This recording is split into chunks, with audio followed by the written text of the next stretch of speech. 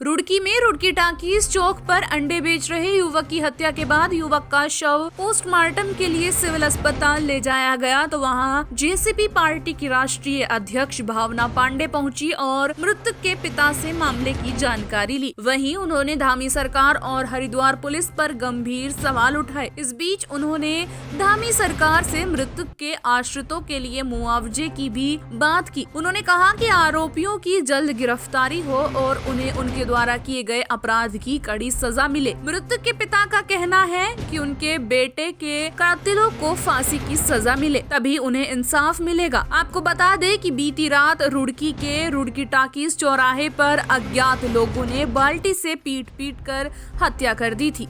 किसी बात पर आपसी विवाद में एक युवक की स्टील की बाल्टी से पीटकर हत्या किए जाने की बात हुई थी कल रात में।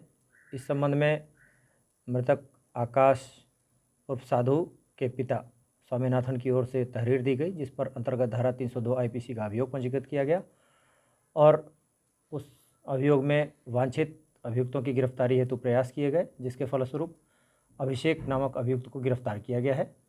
अन्य अभियुक्तों के बारे में आवश्यक जानकारी एवं सुराग्रह से पताराशी की जा रही है। ये अभिषेक कहाँ का रहने वाला है सर? अभिषेक बिंदु खड़क का रहने वाला है। ठीक है सर, इसका कोई पहले भी आपराधिक अपराध इस तरह से कुछ है, मारपीटाई का कुछ? इनके आपराधिक इतिहास के संबंध में जानकारी की जा रही है कि क्या ये पहले भी किसी तरह की किसी आपराधिक घटना में शामिल तो नहीं रहे। अगर कोई इस तरह के तथ्य प्रकाश में आते हैं तो उसे भी संज्ञान में लिया जाएगा। सर, परिजनों का आरोप है कि इसके साथ शामिल थे जो मृतक है। देखिए, जो लोग भी इस घटना में शामिल हैं उनके बारे में सभी संभावित पहलुओं से जानकारी जुटाई जा रही है और जो भी तथ्य इस संबंध में प्रकाश में आएंगे उसके आधार पर सभी संबंधित के विरुद्ध अग्रिम विधिक कार्रवाई अमल में लाई जाएगी। सर, कितने लोग फरार हैं लगभग? अभी 2 लोगों पर आरोप लगाया जा रहा है, उन दोनों के बारे में जानकारी जुटाई जा रही है। घटना का मुख्य कारण क्या रहा है? इनके बीच किसी आपसी लेन देन को लेकर किसी तरह की कोई विवाद की स्थिति बनी है और उसी में ये हीट ऑफ इमोशन में ये घटना घट गई। एक लड़का है हर्ष, उसके साथ रहता है, वो हर्ष के साथ हैं। ये घूम रहे थे अपना वहीं पे अपनी दुकान की तरफ चक्कर मारने गया था, तो इत्तेफाक से मैं आईआईटी की सवारी छोड़ के आ रहा था। मैं सेंचुरी गेट की तरफ को जा रहा था तो देखा वहाँ भीड़ हो रही थी, तो एक आदमी ने एक के बाल्टी बजा रखी, दूर से दिखा बाल्टी बजा रखी। तो मैं रुक गया, वहाँ देखा तो वो तो मेरा भाई था, तो मैंने उसे धक्का उक्का दिया कि भाई तुम कैसे मार रहे हो, क्यों मार रहे हो। मुझे उस वक़्त नहीं पता कि मेरा भाई मर चुका। कोई बात नहीं है। तो वो लड़का भाग रहा था गाड़ी में बैठ के, तो मैंने उसे जाने नहीं दिया। मैं क्या था, अपने भाई को देखता, मैं उसे ही पकड़े रहा। फिर पुलिस वाले आ गए वहाँ पर, पुलिस वाले उसे लेके गए। एक लड़का था आर्यन, एक लड़का था जिसके साथ ये हमारा भाई रहता है सालू, हर्ष। वो लड़के ने तो कल से फ़ोन स्विच ऑफ कर रखा, वैसे उसके साथ में था, अब फ़ोन स्विच ऑफ कर रखा था। जिस लड़के को मैंने वहाँ मौके मारे पे पकड़ा था वो तो अंदर है, पुलिस कस्टडी में है, वो तो अंदर है, क्योंकि मुझे मौके पे सबसे पहले वही पकड़ा गया। मैं एकदम नहीं पहुँचा वहाँ पर, तो इतना हादसा मेरा भाई आज मेरे साथ होता है। वो तो मैं एकदम पहुँचा तो मैंने उसे रोक लिया, उस टाइम वो ख़त्म हो चुका होता मेरा भाई। साधु स्वामीनाथ जी का, इनके बेटे आकाश की कल कुछ लोगों ने हत्या कर दी। ये एक हफ्ते में दूसरी तीसरी घटना है।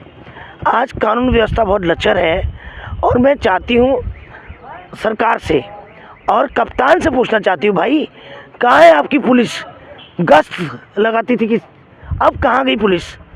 पुलिस जो सड़कों पे गश्त लगाती थी अब अधिकारियों की सब्जियाँ ला रही है वो, इसीलिए आज सब्जियों के भाव जनता हो रही है। तो बड़ा दुर्भाग्य इस बात का। और मैं चाहती हूँ जिसने आकाश की हत्या की है, जो लेके गया, जो मुझे अभी इसके पिताजी से बात हुई, उसको भी कड़ी से कड़ी कार्रवाई होनी चाहिए उसके ऊपर और सज़ा होनी चाहिए। और जो लोग उन्हें मारा है, 5 लोग, उनको तत्काल प्रभाव से पुलिस गिरफ्तार करे। ये पता होना चाहिए, उस लड़के को पकड़ा जाए, वो लड़का बताएगा कौन कहाँ के थे। और इस तरह से आज सड़कों पे गायें गश्त लगा रही हैं, आप देखिए, पुलिस की जगह। तो कानून व्यवस्था बहुत लचर है। मैं कहती हूँ धामी को, ये तूने जब से डीजीपी बनाया ना, इतना बेकार कानून व्यवस्था हुई है, बिल्कुल ख़त्म हो गई है उत्तराखंड की कानून व्यवस्था। सबसे पहले तो ये अभिनव कुमार को बदलो, ये जो तुमने डीजीपी बनाया है टेम्परेरी, क्यों नहीं एक ऐसा स्ट्रांग, क्यों नहीं दीपक सेठ या और भी लोगों को आप बनाते हैं? ये लोग सिर्फ वसूली कर रहे हैं, बस खनन वालों से वसूली कर रहे हैं। अभी मुझे कल रात को फ़ोन आया था मैंगलोर से, एक बाइक का 3000 का चालान काट रहे। बताइए, तुम चालान काट के पैसा पूरा करोगे? पुलिस वालों का काम सिर्फ चालान काटना है, जनता का ध्यान नहीं करना है। अगर रात को पुलिस गश्त लगाती तो ऐसे थोड़ी सरेआम हत्या होती। ये गलत बात है। और मैं कहना चाहती हूँ सरकार से और धामी से, ये अच्छत घर घर पहुँचाने से, घी के दिए जलाओ। अरे घर के दिए तो तुम बुझा रहे हो, कैसे दिए जलाएंगे बताओ? है ये झूठ मूठ में हिंदुओं को बेवकूफ़ बनाने वाली बात है।